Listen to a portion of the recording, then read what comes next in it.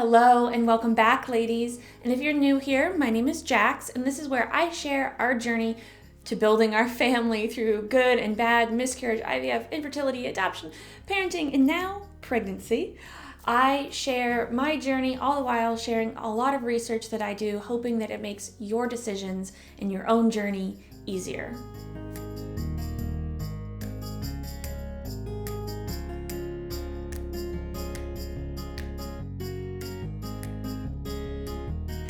Hello there, ladies. It feels like it's been forever since I've sat down to do one of these.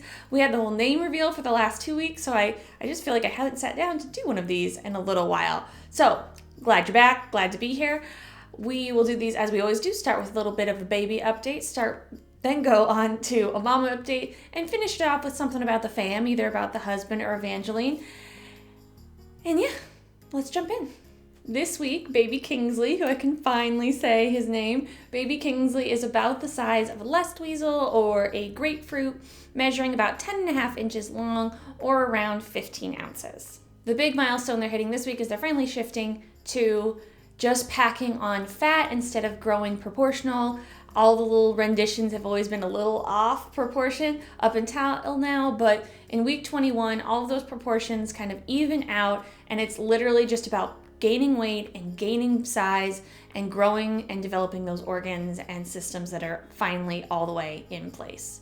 And with those basic systems established, this is also a really big week for brain development and growth as well. On to the mama update. I was weighing in at about 152 pounds at the end of week 21. I always film these once the week is over. So about at the end of week 21, I think I was around 152 pounds, but my belly around the largest part is still measuring about the same, somewhere between 30 and 31 inches, which I have to say sounds accurate. I haven't noticed a lot of growth in the bump area over the last few weeks. It feels kind of stagnant. The measurements kind of correlate that. So I don't know, babies, I think we're coming up to a point where there's going to be another big pop. I feel like throughout this whole thing, it's always been kind of like the same, and then a big jump up in bump size and the same.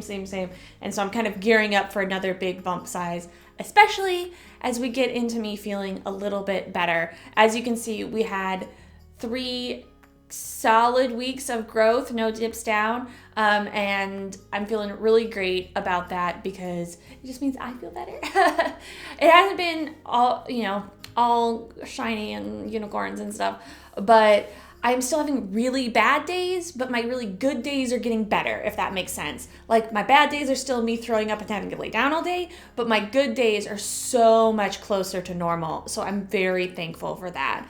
We're making improvements there. I have totally ditched put the drug name here, or else YouTube will demonetize me if I say it out loud, and instead have switched to solely using this drug, which is the one you take right before meal times, and that seems to have worked out a lot better. I was getting a lot of side effects from the first one, and this one not as much. So I'm glad to have finally figured that out.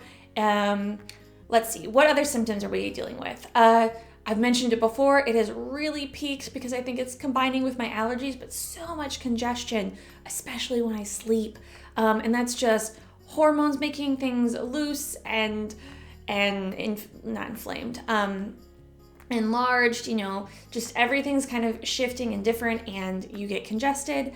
I was having a lot of trouble with waking up and not just being able to breathe, kind of like you got a cold, but you don't have a cold, you're pregnant. And I've finally gotten around it. I'm definitely stealing the husband's nose strips for snoring. I definitely just stole some of those, and they have worked wonders. So honestly, it's making it so I'm getting a much better night's sleep, right? As long as it's not a really bad night.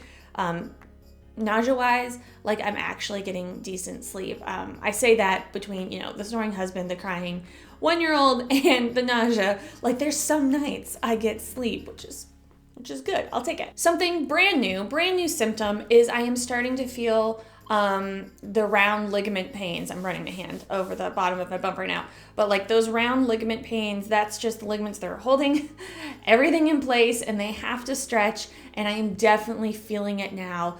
Some random spasms of pain, but definitely if I'm up and walking a lot, that is what like hurts the most to begin with, or that's definitely what hurts the most and makes it so I have to sit back down, is those ligaments start hurting too much and I need to give them a rest.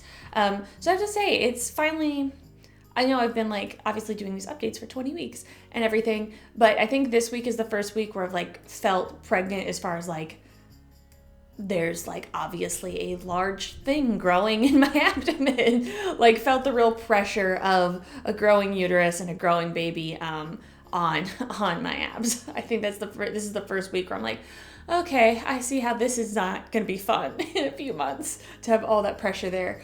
Touching on last week with it's not last week, it's been a few weeks, but last bump date with the anatomy scan, I went in for my follow-up appointment. And of course, my OB got called away to a delivery. So then I was talking to, I don't know if she was the physician's assistant. I think she was just the nurse. But another member of the staff, not another doctor, a different nurse. And she was really nice, but I mean, literally my doctor like got called away for a delivery as I was getting into the office, so she didn't have time to look at my file.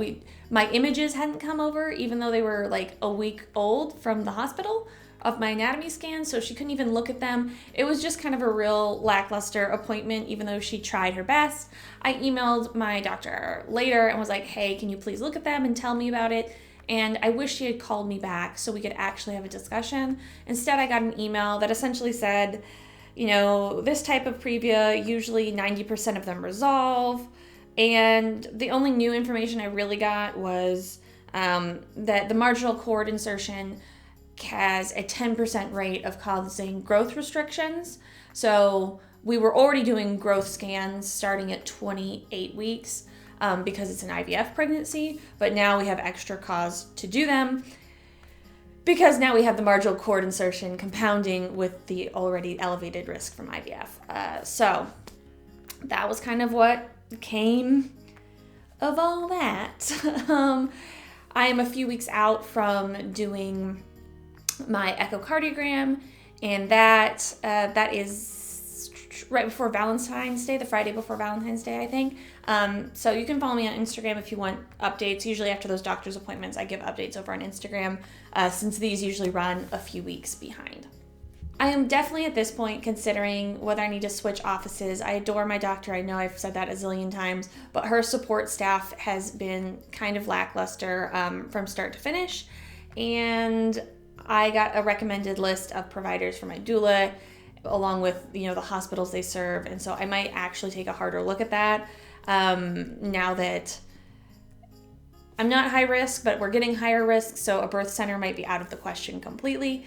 And I definitely don't want to deliver at the primary hospital that my physician services. So I think it's time for us to kind of reevaluate our original plan. But if any of you have ever switched providers kind of mid-pregnancy to either get to a different hospital or just a different office, please let me know, because I just honestly don't know how common that is. And I don't, like I said, it's really hard because I love my, physician, but I'm getting, we'll see. If it's 3 weeks in a row where it's a swing and a miss, I think I'll really consider switching. And finally, we got a bunch of stuff on the calendar for March, but we had to get it on the calendar this month. My breastfeeding class, our birth class, and then our birth planning session with our doula are all on the calendar for March. And I thought I was ahead of the curveball, like getting on this at the beginning of January. But no, we snagged the last spot at the birth class for March. So that is my warning to you all. If you are also 20 weeks pregnant, please go sign up for whatever birth class you want, because we definitely got the last spot in the one that I wanted to go to. And finally, the husband update. So I didn't really ask him what he wanted his update to be this week, because I think I know what it is. And it's that he is feeling the strain. I think we are both feeling the strain of having a 1-year-old and me being down for the count so long. To be fair, it's been since we started treatment back in July, so we're in month 7 of me not like being a fully functional parent. So I think he's definitely feeling the strain. We're definitely finding equilibrium, but I just want to put it out there since it is hard and everyone says, oh, it's hard. But for anyone else who's feeling the strain with being pregnant and not feeling well and having a little one running around, I think we definitely can attest that there are growing pains physically and just within the household. So keep at it, keep talking, keep communicating, keep refreshing, and don't be afraid to just sit down and say, okay, we got to change our game plan. We got to change our routine just a little bit to accommodate this and to get it out there, because this is a period of rapid growth, literally, figuratively. So that's my kind of reminder of the week, is make sure you keep lines of communication open, even as you guys both get tired. We're both tired.